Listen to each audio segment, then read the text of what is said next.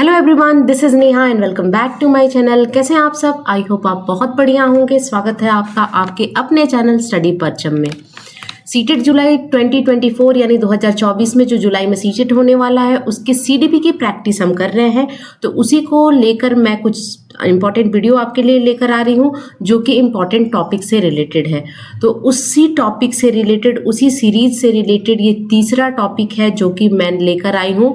Topic name है Kohlberg की theory of moral development, यानी कोलबर्ग का नैतिक विकास का सिद्धांत आज हम पढ़ेंगे, है ना।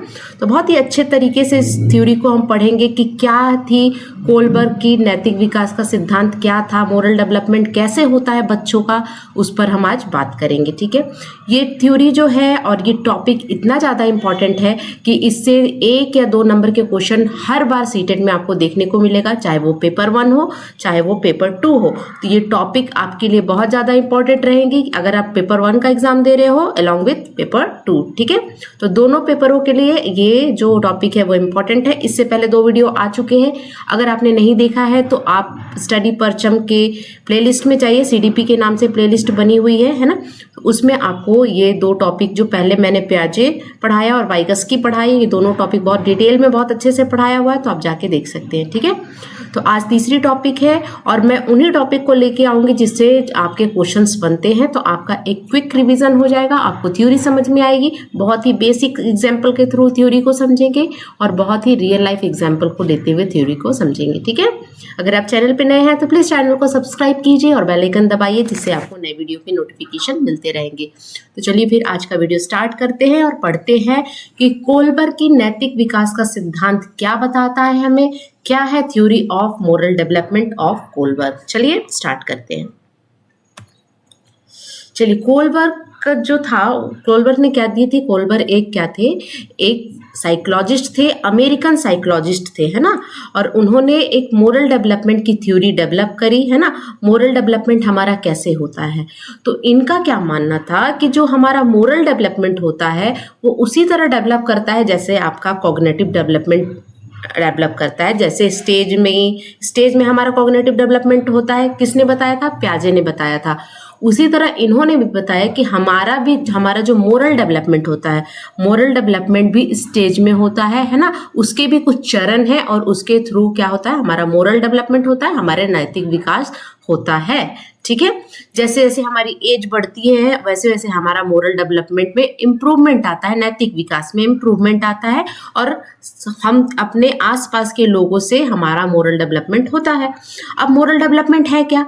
मोरल डेवलपमेंट ये है कि हमें पहचान होनी चाहिए कि सही क्या है, गलत क्या है, यानी हम समाज के अकॉर्डिंग सोचेंगे। समाज में क्या, किस चीज़ को अच्छा बताया गया है, किस चीज़ को बुरा बताया गया, उसके अकॉर्डिंग हमारी सोच क्या है ना, हम क्या सोचते हैं, है ना। वो है हमारा मोरल डेवलपमेंट और नैतिक विकास। जैसे क्लासरूम में आप कोई स्टोरी पढ़ाते हो, है ना, तो आप बच्चों से क्या पूछते हो? आप बताओ कि इस स्टोरी का मोरल क्या है, क्या आपने को इससे क्या सीखने को मिला, वो होता है मोरल, है ना। तो मोरल डेवलपमेंट यानी नैतिक विकास, और आपको जीवन जीना है, आपको लाइफ में आगे बढ़ना है, तो आपका कॉग्निटिव डेवलपमेंट के साथ साथ आपका मोरल डेवलपमेंट, आपका फिजिकल डेवलपमेंट, आपका सोशल डेवलपमेंट सारा कुछ होना चाहिए, है ना। तो मोरल डेवलपमेंट आपका सोशल डेवलपमेंट का पार्ट माना जाता है। ठीक है, तो लॉरेंस कोलबर्ग क्या थे? अमेरिकन साइकोलॉजिस्ट थे, हमने अभी बात करी। और उन्होंने क्या किया, एक थ्योरी डेवलप की, है ना। This theory is mainly involve how children develop their morality make moral decision. यानी ये थ्योरी बेस्ड थी किस पर, कि किस तरह बच्चों का मोरल डेवलपमेंट होता है, अपनी मोरालिटी को कैसे बच्चे डेवलप करते हैं और उसके अकॉर्डिंग डिसीजन लेते हैं, चाहे वो सही डिसीजन हो चाहे वो गलत डिसीजन हो, कोई भी डिसीजन लेना अकॉर्डिंग टू मोरालिटी, वो होता है मोरल डेवलपमेंट। ठीक है, लॉरेंस कोलबर्ग क्या थे, किसके काम से प्रभावित थे? अगर क्वेश्चन आता है कि लॉरेंस कोलबर्ग ने मोरल डेवलपमेंट की थ्योरी डेवलप करी, तो आप वो किससे प्रभावित थे, किसके काम से बहुत ज्यादा प्रभावित थे? तो मैं आपको बता दूं कि मोरल डेवलपमेंट पे अगर सबसे पहले किसी ने काम किया तो वो कौन थे? प्याजे थे, है ना। जीन प्याजे ने मोरल डेवलपमेंट की थ्योरी सबसे पहले डेवलप करी थी और उन्होंने 2 टाइप के स्टेजेस दिए थे। उसका मैं एक अलग से वीडियो लेकर आऊंगी, ये वीडियो लंबा हो जाएगा इसलिए मैं यहाँ पे ज्यादा डिस्कस नहीं करूंगी। आपको सिंपली ये समझना है कि मोरल डेवलपमेंट का जो सिद्धांत, मोरल डेवलपमेंट का सिद्धांत, नैतिक विकास का सिद्धांत जो लॉरेंस कोलबर्ग ने डेवलप किया, वो किसके काम से प्रभावित था? जीन पियाजे के काम से प्रभावित था, और उसी के काम को इन्होंने आगे बढ़ाया और अपनी एक थ्योरी डेवलप करी। ठीक है, जीन पियाजे की थ्योरी में हम 2 स्टेजेस पढ़ते हैं, वो मैं आगे डिस्कस करूंगी। एक मैंने बेस दे दिया। ठीक है, चलिए, तो अगर क्वेश्चन आए कि मोरल डेवलपमेंट में सबसे पहले काम किसने किया, तो जीन पियाजे ने किया। उन्होंने 2 स्टेजेस दिए थे। हेटेरोनोमस मोरालिटी के बारे में उन्होंने बात किया था, होमोनोमस मोरालिटी, इस तरह की मोरालिटी की उन्होंने बात की थी। ठीक है, नेक्स्ट पढ़ेंगे और क्या हमें पढ़ना है। ठीक है,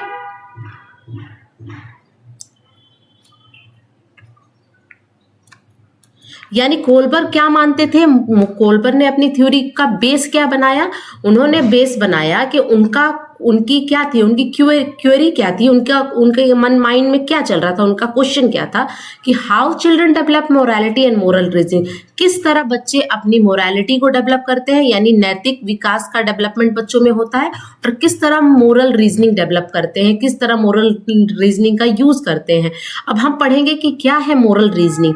आपको मोरल रीजनिंग और मोरल डिलेमा को समझना पड़ेगा, तभी जाके आप पूरी थ्योरी समझ पाओगे कि what is moral dilemma, what is moral reasoning, आपको समझना पड़ेगा। ठीक है, हाउ चिल्ड्रन टेक डिसीजन, यानी बच्चे किस तरह डिसीजन लेते हैं, कैसे उनके डिसीजन का बेस क्या होता है, किस सर्कमस्टांस में, किस सिचुएशन में हम किस तरह से डिसीजन लेते हैं, सही और गलत की हमें कैसे पहचान होती है, वो होता है मोरल डिसीजन। और उसको अगर आप सही डिसीजन चूज करते हो या गलत डिसीजन चूज करते हो, कोई भी एक एग्जैक्ट डिसीजन को आप जब चूज करते हो तो वो मोरल रीजनिंग होती है। ठीक है ना, when they face moral dilemma, यानी जब बच्चे मोरल डिलेमा में फंसते हैं तो कैसे डिसीजन लेते हैं। डिलेमा क्या होता है? दुविधा। ठीक है ना, चलिए आगे बढ़ते हैं। डिलेमा एक तरह का मोरल कॉन्फ्लिक्ट माना जाता है। ठीक है, अब आगे हम समझेंगे कि what is moral dilemma and what is moral reasoning. ठीक है, देखिए मोरल डिलेमा क्या होता है वो हम समझते हैं। मोरल डिलेमा का क्या होता है? नैतिक दुविधा, ऐसी परिस्थिति जहां पे आप कंफ्यूज हो कि किसको सेलेक्ट करें, है ना। 2 ऐसी परिस्थितियां आपके सामने आ गई हैं कि आपके सामने ऑप्शन है कि आपको किसी एक को चूज करना है, वो होता है मोरल डिलेमा, यानी कंफ्यूजन की स्थिति बन जाती है। आप दुविधा में होते हो कि किसको सेलेक्ट करें और किसको नहीं। आप फिगर में देख सकते हो कि ये जो आदमी है, इस पर एक तरफ नेगेटिव चीजें दिख रही हैं, एक तरफ पॉजिटिव चीजें चल रही। अब ये बच्चा कंफ्यूज है कि मैं पॉजिटिव साइड को चुनूं या नेगेटिव साइड को चुनूं। तो आप जब 2 ऑप्शन के बीच में किसी एक ऑप्शन को आपको सेलेक्ट करना होता है तो वो होता है मॉरल डिलेमा। आप दुविधा में हो, आप कंफ्यूज्ड हो, वो सिचुएशन आपके पास आ गई है कि मैं किसको चूज करूं और किसको नहीं चूज करूं। यानी moral dilemma is a situation, एक ऐसा सिचुएशन है wherein a person is required to make a difficult choice. आप डिफिकल्ट चॉइस होती हो, आपके पास चॉइस जो होती है वो बहुत मुश्किल चॉइस होती है, सही और गलत के बारे में निर्णय नहीं ले पाने की स्थिति होती है मॉरल डिलेमा। यानी आप दुविधा में हो, किसको चूज करूं किसको नहीं चूज करूं। ठीक है, एक बेसिक सा एग्जांपल मैं देना चाहूंगी यहाँ पे, आपके रियल लाइफ एग्जांपल से है। एक शादीशुदा इंसान है, ठीक है, एक मैरिड पर्सन है, और वो क्या है, उसकी वाइफ से भी वो बहुत ज्यादा प्यार करता है और अपनी मदर से भी बहुत ज्यादा प्यार करता है, लेकिन मदर और वाइफ के बीच में बनती नहीं है। ठीक है, और वो चाहता है कि दोनों को साथ में रखे, दोनों को मिलाकर लेके चले। एक शादीशुदा इंसान जो है, एक लड़का है, वो इस मॉरल डिलेमा में फंस चुका है कि मैं वाइफ की साइड लूं या अपनी मदर की साइड लूं। तो ये इसके पास मॉरल डिलेमा क्या है कि उसको चूज करना है, या तो अपनी वाइफ को चूज करना है या तो अपनी मदर को चूज करना। मदर कभी किसी बात में उसको अपनी मदर सही लगती है, किसी बात में उसकी वाइफ सही लगती है। तो एक आदमी की ये दुविधा होती है। आपने बेसिक जो जनरल रियल लाइफ में आपने देखा होगा कि इस तरह के सिचुएशन में आदमी अक्सर जो मेल पर्सन होते हैं वो फंस जाते हैं कि वाइफ की सुनूं कि अपनी माँ की सुनूं। तो यहाँ पे उसके सामने मोरल डिलेमा है कि मैं किसकी सुनूं, कौन सही बोल रहा है ना। तो ये हो गई उसकी दुविधा, यानी वहां पे मॉरल डिलेमा में वो आदमी फंस चुका है कि अगर मैं एक की, अगर क्या होता है कि अगर आप किसी एक की सुनोगे ना, मॉरल डिलेमा का सिचुएशन ऐसा होता है कि जब आप किसी एक आदमी की सुनोगे ना तो दूसरे के साथ नाइंसाफी होगी, दूसरे के साथ क्या करना पड़ेगा, आपको कॉम्प्रोमाइज करना पड़ेगा। अगर ये वाइफ की सुनता है तो माँ के साथ कॉम्प्रोमाइज करेगा, क्योंकि माँ देखो, माँ पाल पोस के बड़ा की है उस बच्चे को, तो उसका भी कंट्रीब्यूशन उसके लाइफ में बहुत है। और एक लड़की जब दूसरा घर छोड़कर किसी लड़के के पास जाती है तो वो भी अपने माँ बाप को त्याग करके एक नए घर में एडजस्टमेंट करती है। होती है। तो इसके सामने ये दुविधा आ बनी है। तो ये होती है मॉरल डिलेमा। आपने समझ लिया, सही और गलत की पहचान नहीं कर पाना, नहीं चूज कर पाना कि मैं किसके साइड जाऊं और किसके साइड नहीं जाऊं। आई थिंक आपको समझ में आ गया होगा कि व्हाट इज मॉरल डिलेमा। ठीक है, और मॉरल डिलेमा में हमेशा एक पर्सन का नुकसान होता है, चाहे वो अगर आप एक साइड जाओगे तो दूसरे पर्सन का नुकसान होता है। जैसे आपका कोई भी फेवरेट एग्जाम, आपने बैंक का भी एग्जाम देना है और आपको टीचिंग लेवल का भी एग्जाम देना है, टीचिंग एग्जाम देना है। अब आप कंफ्यूज्ड हो कि बैंक के एग्जाम को चूज करो या टीचिंग एग्जाम को चूज करो। ठीक है, मोरल रीजनिंग क्या होती है? अब क्या है कि मोरल रीजनिंग आप इसी एग्जांपल से सुनो कि मोरल रीजनिंग होता है कि आपको सही डिसीजन लेना है ना, दो ऑप्शन में से किसी एक डिसीजन को चूज करना है, आपकी मॉरल रीजनिंग होती है, जिसे नैतिक तर्क बोलते हैं, है ना। Moral reasoning is the study of how people think about right and wrong. Moral reasoning क्या होती है? किस तरह व्यक्ति सही और गलत की पहचान करके डिसीजन लेता है। मॉरल रीजनिंग में क्या करते हैं? हम डिसीजन लेते हैं, है ना, निर्णय लेते हैं। How they acquire and apply moral rule, और किस तरह से वो मोरल रूल को अप्लाई कर पाना, किस तरह से सोचना सही और गलत के बारे में, और सही और गलत के बारे में डिसीजन लेना क्या होता है? मोरल रीजनिंग होता है ना। सही और गलत के बारे में निर्णय लेने में शामिल चिंतन होता है ना। मोरल रीजनिंग क्या होता है? जहां पे आपकी थिंकिंग लग रही है कि क्या है सही और क्या है गलत। ठीक है, तो आपको मॉरल डिलेमा आई थिंक आपको क्लियर हो गया होगा कि what is the basic difference between moral dilemma and moral reasoning. ठीक है, तो यहाँ पे अगर पर्सन माँ की साइड लेता है या तो वो क्या करेगा? ना माँ की साइड लेगा ना अपनी वाइफ की साइड लेगा, वो बीच का कोई रास्ता निकालेगा जिससे क्या होगा कि दोनों में बैलेंस की स्थिति बन सके, क्योंकि दोनों को हम छोड़ नहीं सकते हैं। ठीक है, चलिए नेक्स्ट आगे बढ़ेंगे, हम देखेंगे क्या पढ़ना है। अब इस मॉरल किस तरह से बच्चों का मॉरल डेवलपमेंट होता है, उसके लिए हाइंट्स की एक डिलेमा स्टोरी बनाई। किसने बनाई? कोलबर्ग ने बनाई। कोलबर्ग ने एक स्टोरी डेवलप करी। ये स्टोरी क्या थी? ये काल्पनिक स्टोरी थी। काल्पनिक का मतलब इमेजिनेशन में हाइपोथेसिस तैयार किया, एक हाइपोथेसिस की थ्योरी तैयार की, और थ्योरी हाइपोथेसिस की स्टोरी तैयार की किसने? कोलबर्ग ने एक स्टोरी तैयार की, जो कि हाइंस डिलेमा के नाम से वो स्टोरी थी। और वो जानना चाहते हैं कि बच्चे किस तरह से किस सिचुएशन में कैसे सोचते हैं। तो कोलबर्ग ने एक स्टोरी डेवलप की जिसका नाम था हाइंस डिलेमा। इसमें क्या होता है कि हाइंस नाम का एक व्यक्ति होता है, और ये स्टोरी जो है उन्होंने एक काल्पनिक स्टोरी खुद से डेवलप की। ये रियल लाइफ स्टोरी नहीं थी, एक काल्पनिक स्टोरी थी। और इस स्टोरी को उन्होंने क्या किया? अपने कुछ स्टूडेंट के साथ, कुछ बच्चों के साथ शेयर किया, और उनसे जानना चाहा कि इस सिचुएशन में बच्चे, कौन से उम्र के बच्चे किस तरह से सोचते हैं, है ना। हर उम्र के लोग अपने अपने तरीके से सोचते हैं, हाँ, सबकी मोरालिटी अलग होती है, सबके सोचने का तरीका अलग होता है। तो स्टोरी कुछ इस तरह से कि हाइंस नाम का एक व्यक्ति था, उसकी वाइफ को डेडली डिजीज हो गई थी। डेडली डिजीज का मतलब क्या है कि ऐसी बीमारी जो ठीक नहीं होने वाली थी, उससे उसकी वाइफ की जान जा सकती थी। तो हाइंस की वाइफ से वो बहुत प्यार करता था, और उसकी वाइफ को हो गई थी ऐसी बीमारी जिससे वो उसकी जान जा सकती थी। तो डॉक्टर ने क्या बोला था कि अब हम इन्हें नहीं बचा सकते, इन्हें बचाने का बस एक उपाय है कि एक बहुत दूर केमिस्ट रहता है। केमिस्ट कौन होता है? जो दवाई बेचता है या दवाई रखता है।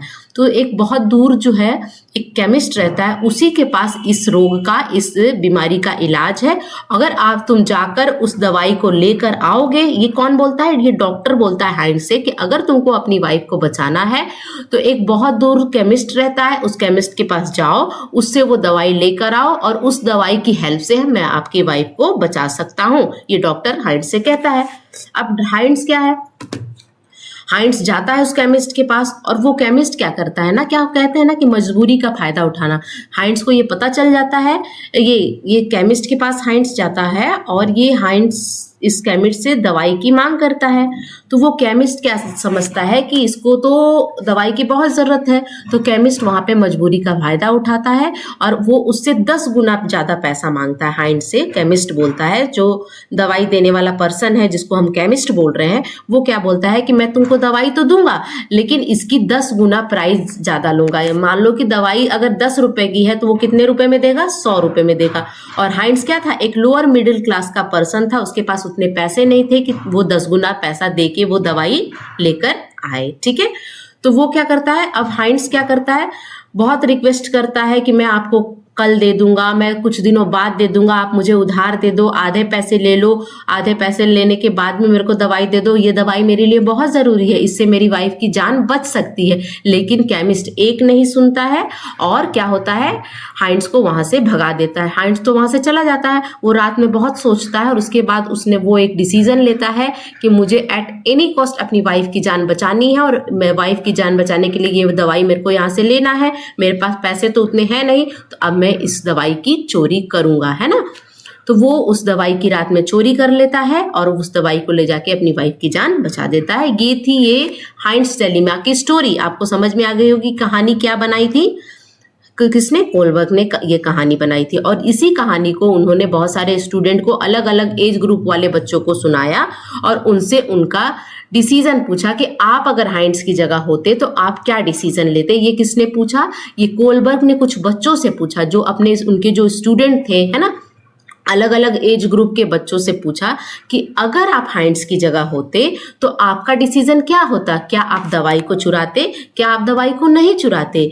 और इससे उन्होंने जानने की कोशिश करी कि सारे बच्चों का मोरल डेवलपमेंट किस तरह से हुआ है, कितना हुआ है और हर उम्र के बच्चे कैसे सोचते हैं, है ना, किस उम्र के बच्चे किस तरह सोचते हैं, ये जानना चाहा किसने, कोलबर्ग ने बच्चों के द्वारा। ठीक है, चलिए ये थी कहानी। कहानी बताने का पर्पस ये था कि इस कहानी से भी रिलेटेड क्वेश्चंस पूछे जाते हैं। ठीक है, तो उन्होंने क्या क्वेश्चन पूछा, है ना, Kohlberg asked some moral question to his students. क्या पूछा, नैतिक दुविधा वाले क्वेश्चन क्या पूछा, क्या आप हाइंस को वो दवाई चुरा लेनी चाहिए थी, क्या चोरी करना सही है या गलत, है ना, क्या यह एक पति का कर्तव्य है कि वो अपनी पत्नी के लिए दवाई चोरी करके लाए, क्या दवाई बनाने वाला को हक है कि वो दवाई को इतने पैसे मांगे, क्या ऐसी कोई कानून है जिससे दवाई की कीमत पर अंकुश लगाया जा सकता है, क्यों और क्यों नहीं। ये सारे क्वेश्चन कोलबर्ग ने अपने स्टूडेंट से, कुछ बच्चों से पूछा जो जिनकी उम्र अलग अलग थी और उसके अकॉर्डिंग ये बेस तैयार किया कि किस तरह से बच्चों का मोरल डेवलपमेंट होता है और अपनी थ्योरी को डेवलप किया। अब हम पढ़ेंगे उनकी जो मेन थ्योरी है वो क्या है। ठीक है,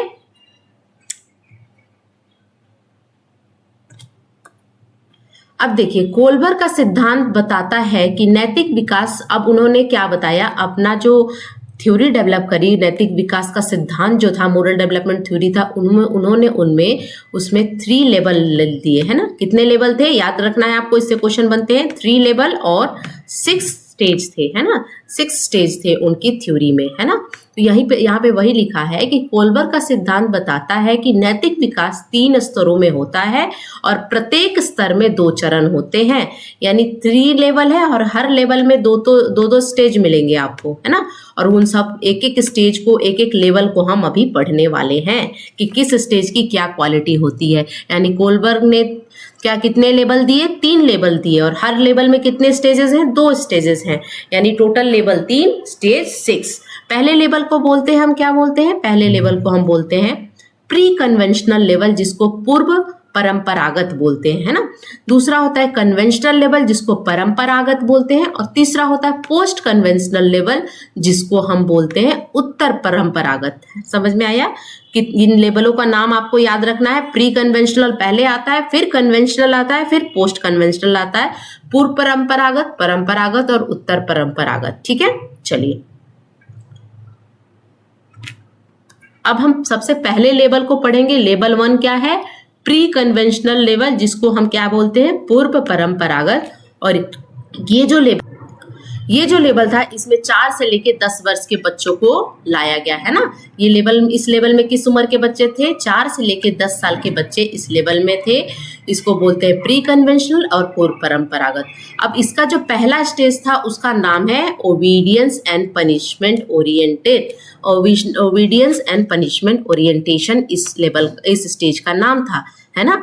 तो इसमें ओबीडियंस का मतलब है आज्ञाकारिता और पनिशमेंट का होता है दंड अभिविन्यास, है ना। तो ये जो था प्री कन्वेंशनल लेवल का पहला स्टेज माना जाता है और इस स्टेज में हम obedience and punishment oriented stage इसको बोलते हैं। इसमें क्या होती है, मोरालिटी जो होती है ना, ये एक्सटर्नल मोरालिटी होती है। एक्सटर्नल मोरालिटी का मतलब क्या है कि लोगों की, बच्चों की अपनी कोई थिंकिंग नहीं होती, अपनी कोई सोच नहीं होती, अपनी कोई मोरालिटी नहीं होती है। ये दूसरे कैसे सोचते हैं, क्या सोचते हैं, उस पर ये इनका ज्यादा फोकस रहता है। यानी इनकी यहाँ पे मोरालिटी जीरो रहती है, यानी जीरो मोरालिटी का स्टेज माना जाता है ओबीडियंस एंड पनिशमेंट। यहाँ बच्चे उसी कैसे काम करेंगे, या तो ओबीडियंस आज्ञाकारी बन के काम करेंगे या पनिशमेंट के डर से कोई काम करते हैं, है ना। इनका अपना कोई थिंकिंग, अपना कोई सोच, अपनी कोई मोरालिटी यहाँ पे बच्चों की नहीं रहती है। जैसे क्लासरूम में ये रूल मैम ने बता दिया है कि अगर आपको कोई क्वेश्चन पूछना है तो आपको हैंड राइज करना पड़ेगा, पहले पूछेगा, पहले आज्ञा लेनी पड़ेगी कि मैम क्या मैं इसका आंसर बता सकता हूँ, तभी आप उसका आंसर दोगे। ये किसका एग्जाम्पल हो गया, ये ओबीडियंस का एग्जाम्पल हो गया, है ना। और दूसरा होता है कि पनिशमेंट। बच्चे पनिशमेंट से बचने के लिए, है ना, दंड से बचने के लिए कोई काम करते हैं। जैसे छोटे बच्चों, यहाँ पे मैंने क्या एज ग्रुप दिया है, 4 से 10 साल के बच्चे। तो बहुत सारे छोटे बच्चे क्यों होमवर्क करते हैं घर में, माँ और बाप बैठाते हैं होमवर्क करने के लिए, तो बच्चे को ये बताया जाता है ना कि होमवर्क कर लो, नहीं तो स्कूल में बहुत पिटाई पड़ेगी, बहुत मार पड़ेगी।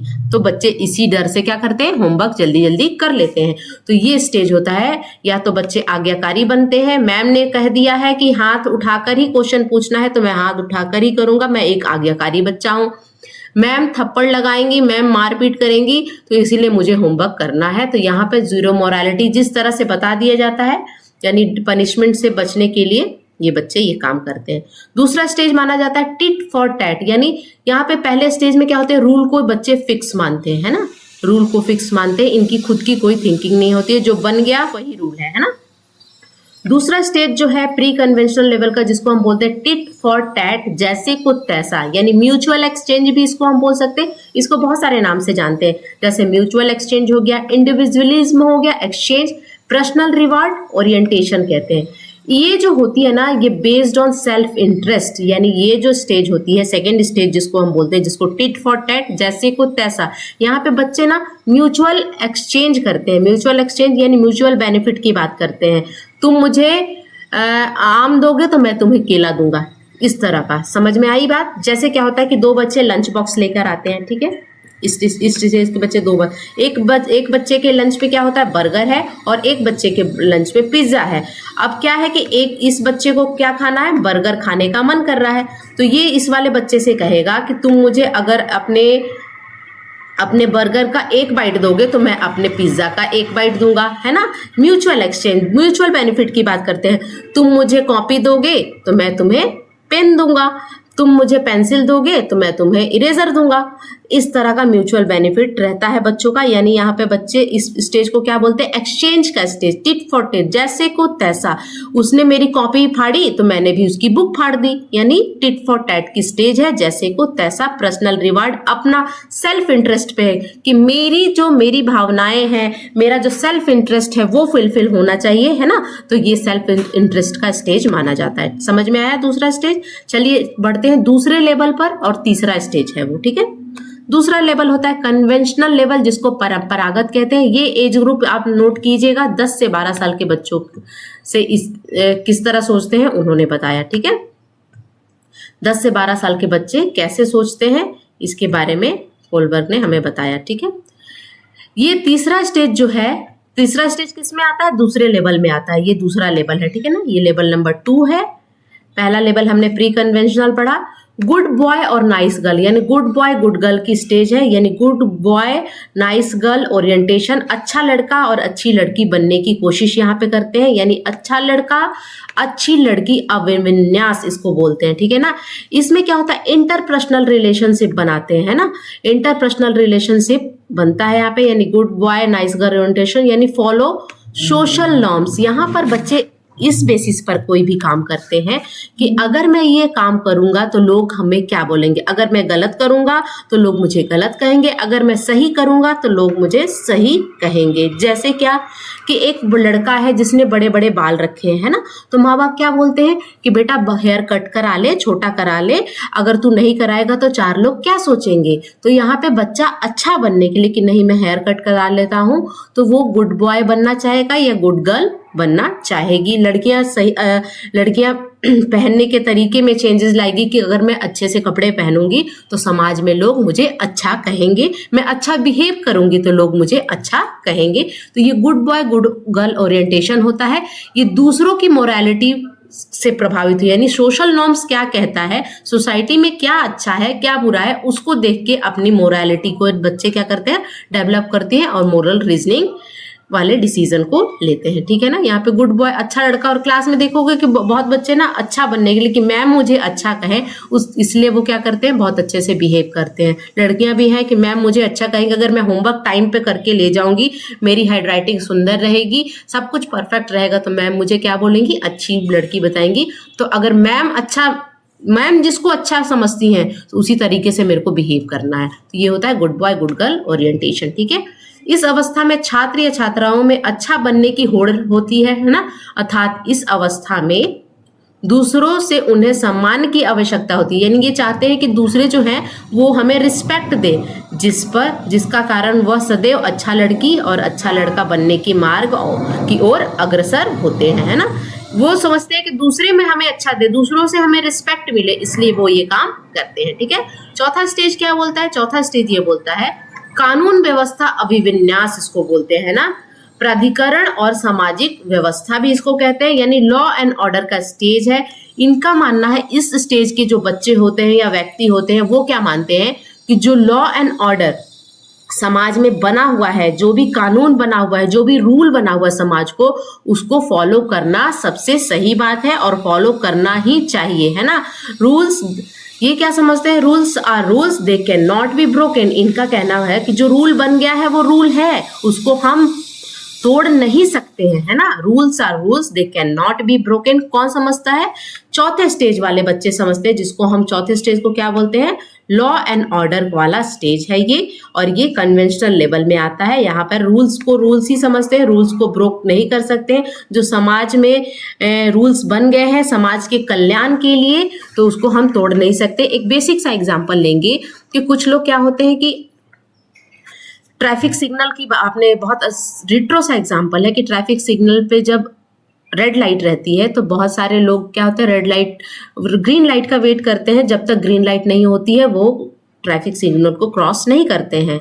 तो इस स्टेज के जो लोग रहेंगे, क्योंकि समाज में ये रूल बना हुआ है, सोशल ऑर्डर है, यहाँ वाले लोग क्या करते हैं, मेंटेनिंग सोशल ऑर्डर को मेंटेन करते हैं, लॉ एंड ऑर्डर को मेंटेन करते हैं। वो मानते हैं कि रूल्स जो है वो रूल्स है, उसको नहीं तोड़ सकते हैं, क्योंकि ट्रैफिक लाइट का सिग्नल तोड़ के आपको जाना, ये क्या करता है, रूल को ब्रेक कर रहा है। यहाँ पे जब तक ग्रीन लाइट नहीं होगी हम ट्रैफिक सिग्नल के रूल को ब्रेक नहीं करेंगे, हम आगे नहीं बढ़ेंगे, हम वेट करेंगे जब तक कि लाइट जो है ट्रैफिक सिग्नल की ग्रीन ना हो जाए। जब तक रेड लाइट जल रही है तब तक वो वेट करना सही समझते हैं। ठीक है। तो ये कानून को, जो हमारे समाज में कानून बनी है, जो गवर्नमेंट ने रूल्स बनाया है, लॉ एंड ऑर्डर बनाया है, उस पर ये चलने की कोशिश करते हैं। ठीक है। नेक्स्ट हम लेवल पढ़ेंगे। हमारा नेक्स्ट लेवल है जो कि तीसरा लेवल है, पोस्ट कन्वेंशनल लेवल, जिसको उत्तर परंपरागत कहते हैं। 13 से ऊपर साल वाले, 13 से जो अबव वाले बच्चे होते हैं ना, 13 से जो बड़े होते हैं, उनका ये स्टेज माना जाता है। इस स्टेज में क्या बोलते हैं, इस स्टेज को बोलते हैं social contract orientation and individual rights बोलते हैं, यानी सामाजिक अनुबंधन अभिविन्यास, यानी सोशल कॉन्ट्रैक्ट। यहाँ पर क्या देखते हैं कि वो ये क्या करेंगे कि उस रूल को फॉलो करेंगे जो कि रूल इंडिविजुअल राइट्स के लिए बनी है और इंडिविजुअल राइट्स के लिए किसी व्यक्ति के लिए सही साबित हो रही है। जैसे रूल्स ऑफ, ये क्या मानते हैं कि rules of the society can change for its welfare and they are not rigid. वहां इससे पहले वाले बच्चे क्या मानते थे कि रूल्स आर रूल्स, उसको आप चेंज नहीं कर सकते हो, लेकिन ये क्या मानते हैं कि नहीं, रूल को हम चेंज कर सकते हैं। अगर किसी व्यक्ति का भला हो रहा है उस रूल को चेंज करने से, तो हम रूल को चेंज करेंगे, है ना।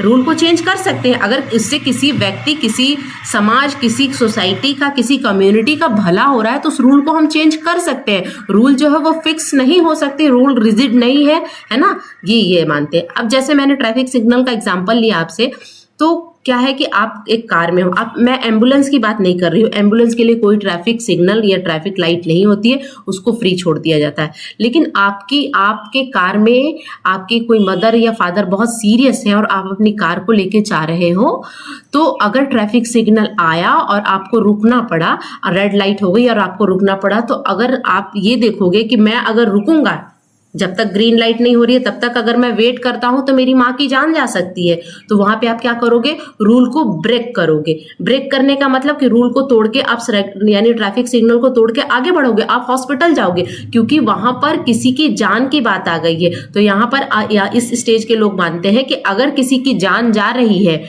और रूल में अगर हम बंधे रहे तो उसकी जान चली जाएगी, तो इस कंडीशन में हमें रूल को क्या करना होगा, हमें ब्रेक करना होगा और ब्रेक करके आगे बढ़ना होगा। ये हमें नहीं मतलब है कि ट्रैफिक सिग्नल में कौन सी लाइट जल रही है, हमें तो बस किसी भी तरह उस बीमार आदमी को हॉस्पिटल पहुंचाना है, अपनी माँ को हॉस्पिटल पहुंचाना है। ठीक है, तो ये इस स्टेज के लोग ये समझते हैं कि इंडिविजुअल राइट्स पर काम करते हैं, यानी सामाजिक अनुबंधन अभिविन्यास इसको बोलते हैं। अगर किसी की जान जा रही है तो हम रूल को ब्रेक कर सकते हैं, रूल को तोड़ सकते हैं। ठीक है, आखिरी स्टेज जो है ये यूनिवर्सल एथिकल प्रिंसिपल है, यानी शायद इस यूनिवर्सल एथिकल प्रिंसिपल है ना, सार्वभौमिक नैतिक प्रमुख अभिविन्यास इसको बोलते हैं। इस स्टेज में बहुत ही कम लोग पहुंच सकते हैं जो कि अपनी खुद की प्रिंसिपल बनाते हैं, उनका खुद का प्रिंसिपल, खुद का रूल होता है ना। वो समाज से बहुत ऊपर उठ चुके होते हैं, है ना। उनका जो इमोशन होता है वो दूसरे लेवल का होता है ना। इसमें बहुत ही कम लोग, अबाउट 2% लोग ही पहुंच पाते हैं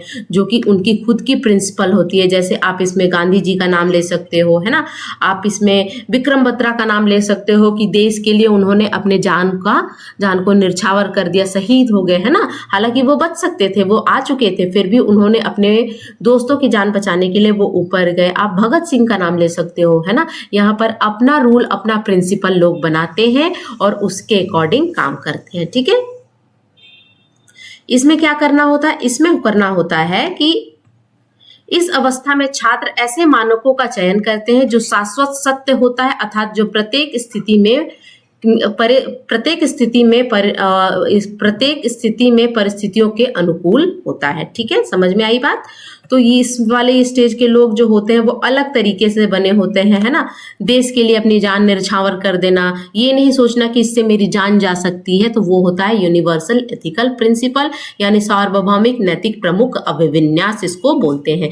तो ये थी कुछ स्टेजेस जो कोलबर्ग ने दी। कोलबर्ग ने अपने नैतिक विकास के सिद्धांत में 3 लेवल दिए और 6 स्टेजेस दी। एक एक स्टेज को, एक एक लेवल को हमने पढ़ा और एक एक लेवल से क्वेश्चन आता है, ध्यान में रखिएगा।